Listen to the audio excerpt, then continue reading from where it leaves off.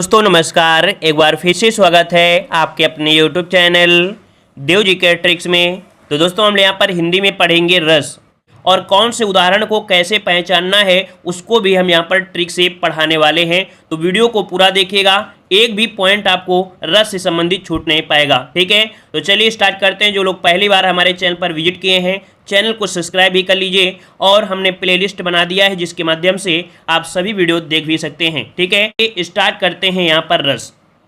देखिए, रस के चार अंग आपका अर्थात कह सकते हैं रस के चार अंग या अवयव होते हैं। एग्जाम में पहला ही क्वेश्चन आपको देखने को मिलता है ऑब्जेक्टिव में कि रस के कितने अंग होते हैं या अवयव होते हैं। तो रस के आपके चार अंग या कह सकते हैं अवयव होते हैं।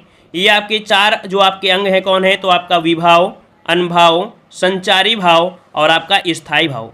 यहाँ से भी क्वेश्चन आपके बनते हैं। तो देखिए, विभाव में क्या होता है, आलंबन विभाव और आपका उद्दीपन विभाव। ठीक है ना। अब यहाँ पर देखिए संचारी भाव की संख्या पूछेगा, ठीक है, स्थायी भाव पूछेगा। इन्हीं को हम लोग यहाँ पर वीडियो में पढ़ने वाले हैं। तो अगले पॉइंट में हम लोग यहाँ पर सबसे पहले जो कि डायरेक्ट क्वेश्चन आपसे ये पूछा जाता है कि इस रस का स्थायी भाव क्या होता है ना। तो एक तरफ यहाँ पर क्या है, रस है, दूसरी तरफ क्या है, स्थायी भाव है। तो देख सकते हैं यहाँ पर श्रृंगार रस का स्थायी भाव क्या होता है, रति होता है। करुण रस का स्थायी भाव क्या होता है, शोक होता है।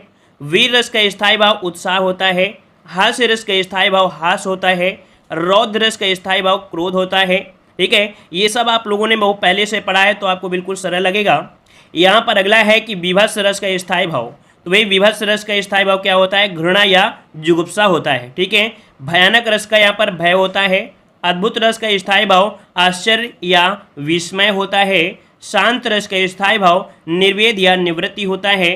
वात्सल रस का स्थायी भाव वात्सलता या वात्सल रति होता है। और भक्ति रस का क्या होता है, यहाँ पर अनुराग कह सकते हैं या भगवत विषयक रति कह सकते हैं। तो इनमें से देखो आपके एग्जामों में लगभग सभी आपके एग्जाम में पूछे जाते हैं जो आपके कह सकते हैं कि इनसे संबंधित जितने भी पॉइंट आपके होते हैं कह सकते हैं स्थायी भाव। ठीक है, श्रृंगार का भी पूछा जाता है, मतलब सभी के पूछे जाते हैं। ये तो आपको पढ़ना ही पढ़ना है। अब एग्जाम की दृष्टि से जो भी आपके पॉइंट बनते हैं वो यहाँ पर आपके बनते हैं।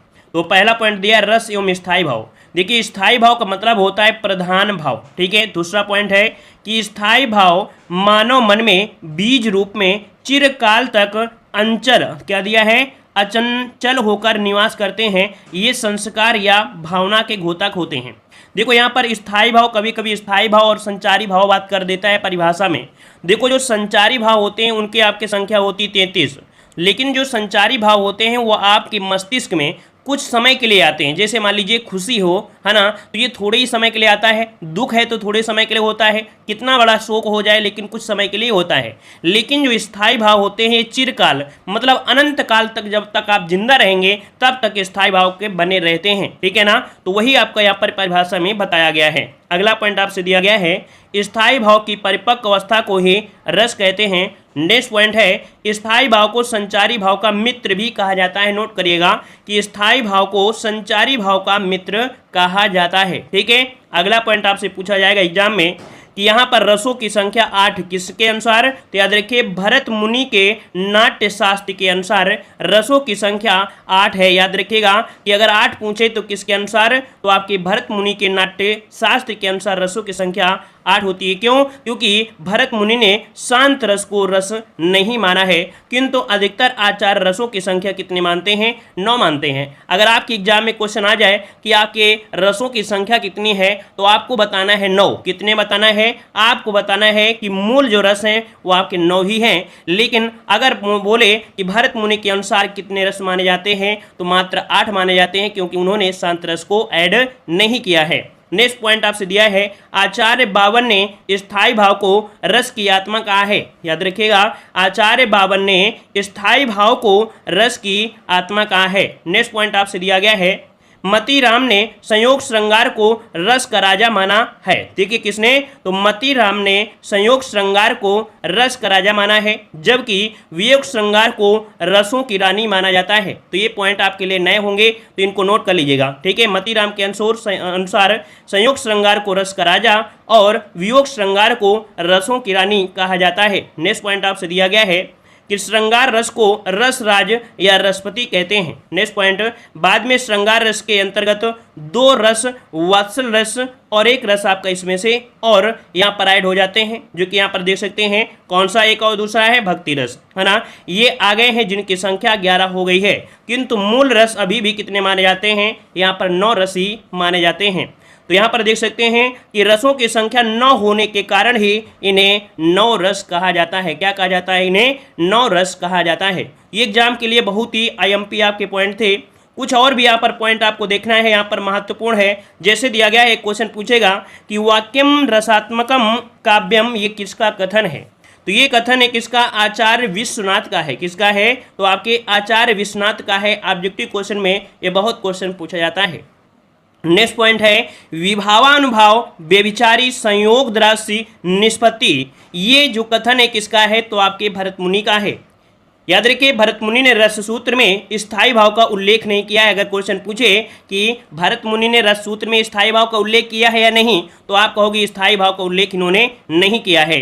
भरत मुनि के अनुसार रसों की संख्या कितनी है? आपकी 8 होती है। अगला पॉइंट दिया गया है जो कि एग्जाम में परिभाषा से क्वेश्चन बनता है, जो भाव मन में केवल अल्पकाल तक संचरण करके चले जाते हैं उन्हें संचारी भाव कहते हैं, जिनकी संख्या कितनी होती है? 33। देखो, अल्पकाल तक, अगर अल्पकाल तक बोले तो संचारी भाव मतलब कुछ समय के लिए आए हैं, लेकिन चिरकाल की अगर बात करते हैं तो वो क्या होता है? स्थायी भाव होता है। ठीक है। अगला है रस सूत्र के जनक किसे कहते हैं? तो रस सूत्र के जनक कौन है आपके? तो भरत मुनि है। आगे बढ़ते हैं, पॉइंट आपसे अगला पूछा गया है। यहां पर देख सकते हैं कि रस सूत्र एवं रस का सर्वप्रथम उल्लेख भरत मुनि ने किया था। याद रखिएगा, रस सूत्र एवं रस का सर्वप्रथम उल्लेख भरत मुनि ने किया था।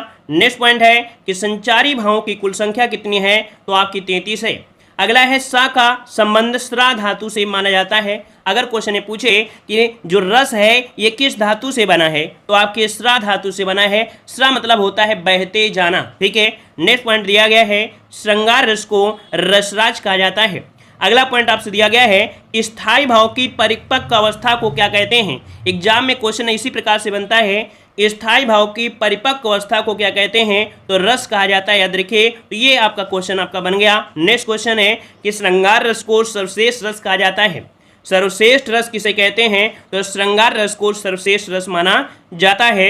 अगर रस की बात करें तो रस कितने प्रकार के होते हैं? 9 प्रकार के होते हैं। अगला पॉइंट यहाँ पर देख सकते हैं, भरत मुनि ने अपने नाट्य शास्त्र में भावों की संख्या कितनी माना है? तो 49 माना है। याद रखिएगा, भरत मुनि ने अपने नाट्य शास्त्र में जो भाव हैं, आपके मन में भाव होती हैं, वो आपके 49 माना है। अगला है रस के अंग कितने होते हैं? या अवयव तो अभी आपको बताया गया था वीडियो की स्टार्टिंग में ही कि 4 अंग आपके होते हैं। स्थायी भावों की संख्या अगर पूछता है तो आपको बताना है यहाँ पर 9 होते हैं। ठीक है। कुछ आपके उदाहरण हमने यहाँ पर ले लिया है जो कि डायरेक्ट आपको रट लेना है, क्योंकि ये क्वेश्चन आपके बार बार रिपीट होते हैं। तो देखिए यहाँ पर दिया है हिमाद्रि तुंग श्रृंग से प्रबुद्ध शुद्ध भारती स्वयं प्रभा समुज्जला स्वतंत्रता पुकारती। ये क्या है? आपका वीर रस का है। इसको नोट करिएगा, हमेशा बार बार क्वेश्चन मिलेगा। नेक्स्ट क्वेश्चन है बतरस लालच लाल की मुरली धरी लुकाए सौंह करें भौहें हंसें देन कह नटी जाए। इसमें क्या है? आपका श्रृंगार रस है। इसको हम डिटेल से वीडियो के अंत में बताएंगे। अभी बस आपको कौन सा क्वेश्चन रटना है, जो कि हमेशा आपको मिलेंगे ऐसे ही क्वेश्चन। नेक्स्ट क्वेश्चन दिया गया है कि एक ओर अजगरे ही लखी एक ओर मृगराए विकल बटोही बीच ही परियो मूर्छा खाए। इसमें कौन सा है? तो आपका भयानक रस है। नेक्स्ट पॉइंट आपसे अगला दिया गया है मेरे तो गिरधर गोपाल दूसरो ना कोई जाके सिरमोर मुकुट मेरो पति सोई। यहाँ पर क्या हो जाएगा? श्रृंगार रस हो जाएगा। नेक्स्ट पॉइंट आपसे दिया गया है कि प्रिय वह मेरा प्राण प्यारा कहाँ है दुख जल निधि में डूबी का सहारा कहाँ है। इसमें क्या बनेगा? आपका करुण रस आपका हो जाएगा। नेक्स्ट पॉइंट आपसे पूछा गया है जो कि शांत रस का, यही क्वेश्चन आपका हमेशा पूछा जाता है मन रे तन कागज का पुतला, है ना। तो ये आपका शांत रस हो जाएगा। यशोदा हरिपालने झुलावे हल रावे दुलरावे मल हावे जोई सोई कुछ गावे। यहाँ पर याद रखिए बहुत बार क्वेश्चन पूछे गए हैं, इसलिए हम डायरेक्ट आपको बता दे रहे हैं कि इनको आपको नोट कर लेना है। स्क्रीनशॉट लेते रहिएगा, नोट्स बनाते रहिए। कह रहा है हे खग मृग हे मधुकर श्रेणी तुम देखिए सीता मृगनैनी में। यहाँ पर वियोग श्रृंगार आपका हो जाएगा। अगला पॉइंट आपसे दिया है कि सिर पर बैठो काग आँख दो खात निकारत खींचत जीभें स्यार अति आनंद उर्धारत। यहाँ पर हो जाएगा आपका विभस रस। मतलब देखा जाए सबसे ज़्यादा जो क्वेश्चन पूछे गए हैं अभी तक इन रसों में, इन उदाहरणों में यही पूछे गए हैं। इस कारण से इन उदाहरण को हम एक साथ यहाँ पर बता दिए हैं। चलिए यहाँ पर देख सकते हैं, अब आपका यहाँ पर आ चुका है श्रृंगार रस। देखिए इनकी पहचान कैसे करना है वो पॉइंट हम आपको समझाने वाले हैं। वैसे तो आपको सब कुछ आता है। देखिए श्रृंगार रस, श्रृंगार रस को रसराज या रसपति कहा जाता है। नायक नायिका के मन में जब रति नामक स्थायी भाव जागृत होता है तब वह परिणत होकर श्रृंगार रस हो जाता है। इसका स्थायी भाव क्या होता है? रति होता है। साधारण भाषा में कहे तो जहाँ पर नायक नायिका के बीच प्रेम है ना में मधुर मिलन अथवा अलगाव का बोध होता है वहाँ पर श्रृंगार रस होता है। श्रृंगार रस के दो भेद होते हैं, यहाँ पर आपका संयोग श्रृंगार और आपका वियोग श्रृंगार है ना। यहाँ पर वियोग श्रृंगार को हम लोग विप्रलभ श्रृंगार भी कहा जाता है, तो इसको नोट करिएगा। अगला पॉइंट यहाँ पर देख सकते हैं, कह रहा है आपसे संयोग श्रृंगार। कह रहे जहां पर नायक नायिका के संयोग अर्थात प्रेम में मधुर मिलन या प्रकृति की सुंदरता का वर्णन किया जाए, क्या प्रकृति की सुंदरता का वर्णन किया जाता है, वहां पर संयोग श्रृंगार होता है। अब यहां पर देख सकते हैं आईएमपी पॉइंट दिया है, श्रृंगार रस को विभत्स रस का विरोधी रस माना जाता है। इस पॉइंट को नोट करिएगा। अगर क्वेश्चन पूछे कि विरोधी अर्थात श्रृंगार रस को विरोधी रस माना जाता है तो देख सकते हैं श्रृंगार रस को विभत्स रस का, किस रस का? तो विभत्स रस का विरोधी रस माना जाता है। तो इस पॉइंट को भी नोट कर लीजिएगा, ठीक है। श्रृंगार रस को विभत्स रस का विरोधी रस माना जाता है, ठीक है। यही पॉइंट आपके एग्जाम में पूछे जाते हैं। नेक्स्ट पॉइंट आपके सामने आ चुका है और कैसे पहचान करना है अब आपको देखते चलना है। अद्भुत रस, देखिए इसका स्थायी भाव विस्मय या आश्चर्य है। व्यक्ति के मन में विचित्र अथवा आश्चर्यजनक वस्तुओं को देखकर जो विस्मय अर्थात आश्चर्य आदि के भाव उत्पन्न होते हैं उसे ही अद्भुत रस कहते हैं।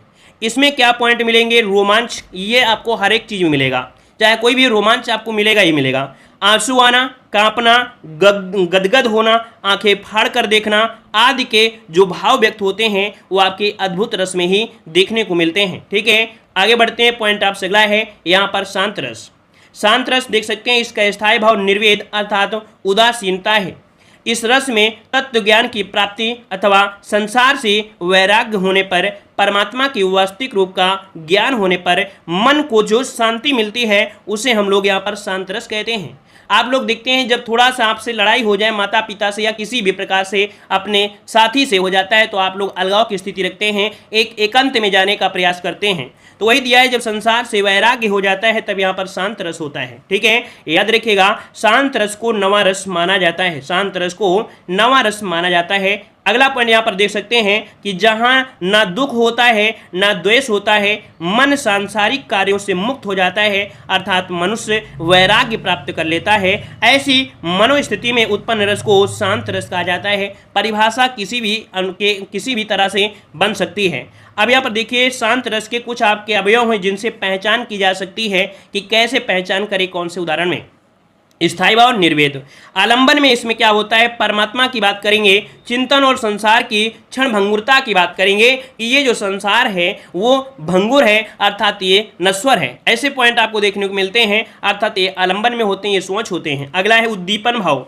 उद्दीपन भाव में आपके क्या होते हैं, आपके मन में लगता है कि अब संसार से हम क्या वैराग्य हो चुके हैं तो आप कहेंगे सत्संग, तीर्थ स्थलों की यात्रा के लिए सोचेंगे, शास्त्रों का अनुशीलन आदि आप लोग सोचेंगे, ठीक है। अनुभव क्या होता है, पूरे शरीर में रोमांच। देखो हमने बताया था रोमांच आपको हर जगह मिलेगा, हर एक पॉइंट में मिलेगा। यहाँ पर देखो दिया गया पुलक और अश्रु, है ना, आंसू भी आपके आते रहेंगे, थोड़े थोड़े आंसू भी आते रहेंगे, है ना। चलिए आगे बढ़ते हैं, पॉइंट आपसे अगला पूछा है भयानक रस। इसका स्थायी भाव भय होता है। डरावने दृश्यों या भयानक प्रसंगों के चित्रण से भयानक रस की उत्पत्ति होती है। यहाँ पर देखिएगा इसके अंतर्गत कंपन, पसीना छूटना, मुंह सूखना, चिंता आदि के भाव उत्पन्न होते हैं। याद रखिए भयानक रस के प्रमुख अवयव क्या होते हैं, तो यहाँ पर देख सकते हैं स्थायी भाव भय हो गया। आलंबन विभाव में जैसे कोई बाघ मिल जाएगा, याद रखिए किसी भी उदाहरण में क्या होगा, बाघ, चोर, सर्प, एकांत स्थान, भयंकर वस्तु का दर्शन, आपको ये आलंबन होते हैं अर्थात जो आपको सामने से या कह सकते एक आश्रय होते हैं, ठीक है। अगला है उद्दीपन विभाग में क्या होता है कि भयानक वस्तु का स्वर, ठीक है, भयानक वस्तु का स्वर, भयंकर स्वर आदि का डरावनापन आपकी चेष्टाएं होती हैं। अनुभव में क्या होता है, कंप हो गया, स्वेद होना, पसीना छूटना, है ना, स्वरभंग हो जाना, रोमांच, ये होते हैं आपके भयानक स्थिति स्थिति में। ठीक है, आगे बढ़ते हैं। पॉइंट आपसे अगला पूछा है बीभत्स रस। बीभत्स रस की बात करते हैं तो इसका स्थायी भाव जुगुप्सा अर्थात आपका घृणा होता है। घृणित वस्तुओं, घृणित चीजों, घृणित व्यक्तियों को देखकर उनके मन में विचार करके या उनके संबंध में सुनकर मन में उत्पन्न होने वाली घृणा को ही बीभत्स रस कहते हैं। इसमें देख सकते हैं क्या होता है, स्थायी भाव तो आपको पता है जुगुप्सा या घृणा होता है। आलंबन में क्या होता है, कोई आप चीज देख लीजिए, जैसे दुर्गंधमय आपका मांस हो गया जिसको आप देख सकते हैं साक्षात। ठीक है, यहाँ पर रक्त देखिए, अस्थि देख लीजिए, मतलब जो लोग क्या है मान लीजिए मांस नहीं खाते हैं तो ऐसे लोग क्या होगा कि अगर दुर्गंधमय मांस देख लेंगे तो उनको छी की स्थिति आएगी। रक्त देख लेंगे तो भी आपको ऐसी स्थिति आएगी, बगल में थूकने का मन करेगा, है ना। तो ऐसे को हम लोग बोलते हैं जुगुप्सा अर्थात घृणा। उद्दीपन भाव में रक्त मांस का सड़ना, उसमें कीड़े पड़ना, दुर्गंध आना, पशुओं का उन्हें नोचना, खरोटना, ये आपका उद्दीपन भाव होता है। अनुभाव की अगर बात करते हैं तो नाक को टेढ़ा करते हैं। आप लोग क्या करते हैं, नाक को टेढ़ा कर लेते हैं, मुंह बना लेते हैं, बगल में थूक देते हैं, आंखें मीच लेते हैं, बंद कर लेते हैं। ये क्या होता है, ये अनुभाव होता है। जो आपके शरीर में जो एक्टिविटी होती है वो अनुभाव कहा जाता है। ठीक है, आगे बढ़ते हैं। पॉइंट आपसे अगला पूछा है रौद्र रस। रौद्र जिसे हम लोग बोलते हैं क्रोध। तो देखिए, अनुचित या अवांछित स्थिति, उसके कारण किसी व्यक्ति वस्तु को देखकर उत्पन्न क्रोध को रौद्र रस कहते हैं। रौद्र रस के स्थायी भाव क्या होता है, क्रोध होता है। इसमें क्रोध के कारण व्यक्ति का मुंह लाल हो जाता, दांत पीसना, शस्त्र चलाना, गर्जन करना, भौं चढ़ाना आदि भाव उत्पन्न होते हैं। किसमें, तो आपके क्रोध में। अगला पॉइंट दिया है यहाँ पर, देख सकते उदाहरण दिया है, सुनहु राम जहि शिवधनु तोरा, सहस बाहु समसोरी पुमोरा, सो विलगाऊ बिहाऊ समाजा, ना तन मारे जहि सब राजा। यहाँ पर देखो रस की बात करें, रौद्र रस स्थायी भाव क्रोध है, आश्रय यहाँ पर परशुराम है। जब यहाँ पर आपको पता है सीता स्वयंवर हुआ और इसमें से धनु मतलब उसी समय की बात हो रही है, तो आश्रय क्या है, परशुराम, और विषय क्या है, राजा जनक ने ऐसे पॉइंट कहा था, है ना। तो याद रखिए ये उदाहरण उस समय का लिया गया है। और आगे बढ़ते हैं। पॉइंट दिया है करुण रस। किसी प्रिय व्यक्ति के चिर विरह या मरण से जो शोक उत्पन्न होता है उसे करुण रस कहते हैं। इसका स्थायी भाव क्या होता है, शोक होता है। भवभूत ने करुण रस को रसराज कहा है। याद रखिएगा, भवभूत ने करुण रस को रसराज कहा है। साधारण भाषा में कहे तो किसी अपने का विनाश या वियोग एवं प्रेमी से सदैव के लिए विछुड़ जाने पर, दूर चले जाने से जो दुख या वेदना की अनुभूति होती है उसे ही हम लोग क्या बोलते हैं, तो करुण रस कहा जाता है। याद रखिए, करुण रस तो आप लोग जानते ही हैं अच्छी तरीके से कि साधारण भाषा में कहे तो अपने विनाश, है ना, अपने का विनाश होता या वियोग या प्रेमी से सदैव के लिए विछुड़ जाने पर। देखो यहाँ पर दिया है सदैव के लिए, जब सदैव के लिए विछुड़ने की बात करता है तभी यहाँ पर करुण रस होता है। याद रखिएगा। यहाँ पर देखो अगला एक पॉइंट दिया है, नोट जी को आपको सोचना है, देखना है। यद्यपि वियोग श्रृंगार रस में भी क्या होता है, दुख की अनुभूति होती है, लेकिन वहां पर दूर जाने वाले व्यक्ति से पुनः मिलने की आशा बनी रहती है। यद्यपि करुण रस में पुनः मिलने की कोई आशा नहीं रहती है। जैसे आपकी कोई गर्लफ्रेंड है, अगर वो किसी कारण से छोड़ देती है ना, तो एक प्रकार से देखा जाए मिलने की आशा बनी रहती है। लेकिन अगर आपका कोई अपना या कोई भी व्यक्ति अगर वो मर जाता है तब आप उससे मिलने की आशा छोड़ देते हैं और धीरे धीरे क्या होते हैं, भुला देते हैं, है ना। तो वही होता है, जब कोई व्यक्ति मर जाता है तो उसे करुण रस होता है। लेकिन अगर किसी प्रकार का ब्रेकअप हो गया या किसी व्यक्ति से आपका विछुड़न हो गया या ऐसा कोई दोस्त आपने जो मिले थे रास्ते में वो दोबारा मिलने के लिए बोलेगा, तो ऐसे में क्या होता है, वियोग श्रृंगार होता है। याद रखिएगा। ठीक है, आगे बढ़ते हैं। पॉइंट आपसे अगला है वात्सल्य रस। देखिए, वात्सल्य रस का यहाँ पर स्थायी भाव होता है वात्सल्य, है ना, वात्सल्य रति या वात्सलता होता है। माता पिता का अपने बच्चों के प्रति प्रेम, बड़ों का बच्चों के प्रति प्रेम, गुरुओं का शिष्यों के प्रति प्रेम स्नेह कहलाता है। यही स्नेह का भाव वात्सल्य रस होता है। अर्थात यहाँ पर अगर माता पिता अपने बच्चों को प्रेम करते हैं, बड़े अगर बच्चों को प्रेम करते हैं, गुरु अपने शिष्यों के प्रति प्रेम रखते हैं, इसी स्नेह को कहते हैं वात्सल्य रस कहते हैं। याद रखिएगा। अब यहाँ पर देख सकते हैं स्थायी भाव क्या होता है, वात्सलता या वात्सल्य रति होता है। ठीक है, आलंबन में कौन मिलेगा, यहाँ पर पुत्र मिलेगा, शिष्य हो सकता है, शिष्य हो सकते हैं। उद्दीपन भाव में बालक की चेष्टाएं आपको देखने को मिलेंगे, उसके एक्टिविटी होंगी, जो बालक होगी एक्टिविटी अर्थात उसकी क्रियाकलाप होगा। तुतलाना, जैसे बहुत बच्चे जो तुतलाते हैं तो आप लोग उसकी वीडियो बहुत देखते हैं, लाइक भी करते हैं, लेकिन पढ़ने वाली चीज़ों में आप लोग लाइक शेयर करते ही नहीं हैं। तो लाइक शेयर करिए जिससे आपकी ज़िंदगी बने। ठीक है, तुतलाना हो गया, हट करना, है ना, अगर बच्चा हट करने लगे तो भी आपको बड़ा अच्छा लगता है। ठीक है, अनुभव में अगर बात करें तो आप लोग अपनी बॉडी में एक्टिविटी क्या लाएंगे, स्नेह से बालक को गोद में ले लेते हैं, आलिंगन करना, है ना, मतलब यहाँ पर थपथपाना, प्यार से सिर पर हाथ फेरना, है ना, यह देख सकते हैं बहुत ही अच्छा लगा तो आप तुरंत उसके चुम्मी ले लेते हैं, है ना। यही होता है आपका यहाँ पर अनुभव, जो आपकी बॉडी में एक्टिविटी आपकी आती हैं। आगे बढ़ते हैं, पॉइंट दिया है भक्ति रस। तो देखें, इसका स्थायी भाव भगवत विषयक रति या अनुराग होता है। इस रस में ईश्वर की अनुरक्ति और अनुराग का वर्णन होता है, अर्थात ईश्वर के प्रति श्रद्धा या प्रेम का वर्णन किया जाता है। यहाँ पर देखिए स्थायी भाव तो आपको पता हो गया, भगवत विषय रति या अनुराग होता है। आलंबन विभय में यहाँ पर ईश्वर की बात करेंगे, परमात्मा की बात करेंगे, राम की बात करेंगे, श्री कृष्ण की बात करेंगे, क्योंकि ज़्यादा से ज़्यादा उदाहरण आपके होते हैं किससे, राम के या श्री कृष्ण के देखने को मिलते हैं। उद्दीपन विभाव, जो कि ईश्वर या परमात्मा के क्रियाकलाप में भक्तों का समागम सत्संग आदि के बारे में होता है। और अनुभव की बात करते हैं तो ईश्वर की लीलाओं, उनके नाम का गुणगान करना, यह आप लोगों के अंदर एक्टिविटी हो जाती है। ईश्वर की लीला कहते हैं, सुनते हैं और सुनाते भी हैं, उनके नाम का गुणगान भी करते हैं। संचारी भाव में क्या होता है, खुशी होता है, निर्वेद होता है, स्मृति होते हैं, मति होती है। ये तो संचारी भाव मतलब ऐसे उदाहरणों में देखने को मिलता है, ठीक है। और यहाँ पर देखिए कुछ उदाहरण हमने लिया था, कुछ हमने पॉइंट और भी लिया है जो इस टॉपिक के सबसे दमदार स्टार्टिंग वाले पॉइंट थे। हमने वो चीज़ हमने बाद में बताया है, तो कि क्या होता है कभी कभी आप थ्योरी पढ़ते हैं ना, तो थ्योरी पढ़ने में आपका मन नहीं लगता है, इसलिए हम कुछ पॉइंट बाद में बताया करते हैं जो एग्जाम की दृष्टि से होते हैं, जो आप लोग देख के भाग जाते हैं, लेकिन वही एग्जाम के लिए सबसे महत्वपूर्ण होते हैं। जैसे देख सकते हैं कि रस की उत्पत्ति सर्वप्रथम, देखिए यहाँ पर कुछ पॉइंट बहुत जरूरी हैं। रस की उत्पत्ति को सर्वप्रथम परिभाषित करने का श्रेय भरत मुनि को जाता है। उन्होंने अपने प्रसिद्ध ग्रंथ नाट्यशास्त्र में सर्वप्रथम रस का उल्लेख करते हुए रस की परिभाषा कुछ इस प्रकार दिया था, विभावानुभाव व्यभिचारी संयोगाद्रसी निष्पत्ति है। ये किसने, तो भरत मुनि ने दिया था। नेक्स्ट यहाँ पर अर्थात यहाँ पर हुआ क्या कि विभाव, अनुभाव और संचारी भावों के संयोग से ही रस की निष्पत्ति होती है।